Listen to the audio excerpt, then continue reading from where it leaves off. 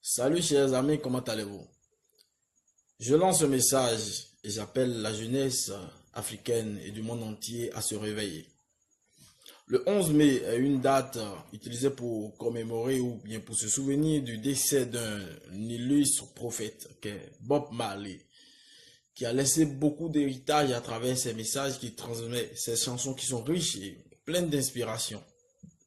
Aujourd'hui plutôt, je pense que ce serait une très bonne journée pour la jeunesse africaine de penser, de réfléchir, de trouver des solutions à ce qui nous rend plus faibles en Afrique, de trouver des solutions aux conflits. Parce que Bob Marley a chanté l'union, l'unité africaine. Il a tant chanté par son célèbre titre Africa Unite que nous aimons tous. Mais vraiment, c'est triste de remarquer qu'aujourd'hui, nous sommes à la veille le 10. Déjà, nous voyons la jeunesse en train de collectionner ou bien de réunir toute une armada de drogue, de stupéfiants, de marijuana, de cigarettes, de l'alcool, pour pouvoir commémorer ou bien se souvenir ou bien pour pouvoir fêter cette journée. Normalement, nous devons penser comme Bob Marley. Parce que lorsque Bob Marley, lui, prend sa fumée, il pense bien, avec précision. Il a une vision pour un lendemain meilleur. Et nous devons, comme il est dit, comme il n'est plus sur cette terre, nous devons continuer son œuvre, mais pas continuer ce qui est mauvais, pas nous saouler. Parce que ce soir, il y aura des gens qui seront initiés à la drogue.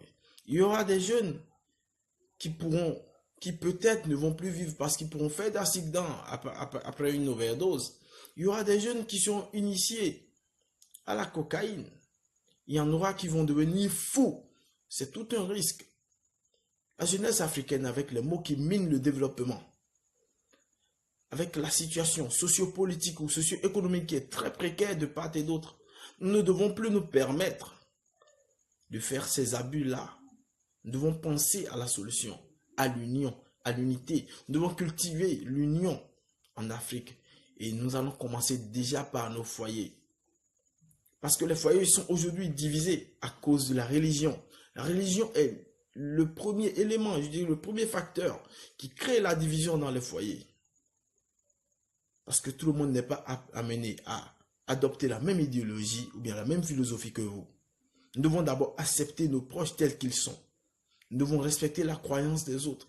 Nous devons accepter. Si ta religion te permet de renier ton frère qui ne croit pas au même Dieu que toi, ou bien qui n'est pas dans la même idéologie que toi, c'est que tu n'es pas en train de suivre la prophétie de Bob Marley. C'est que tu ne suis pas encore Dieu. C'est que tu n'as pas encore de foi. Parce que Dieu, c'est amour. L'Afrique a besoin de s'unir.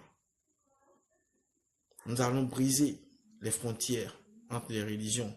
Nous allons construire des ponts dans nos foyers pour unir toutes les branches d'abord, afin d'installer maintenant l'amour, l'unité dans la société, dans nos communes, dans nos nations, avant d'unir l'Afrique. C'est important. J'aimerais que tous les jeunes pensent à ça. Nous avons besoin d'installer l'union en Afrique. C'est ça qui est notre force. Parce que la division, la séparation ne fait que nous affaiblir. Et aujourd'hui, ce n'est pas pour qu'on fume.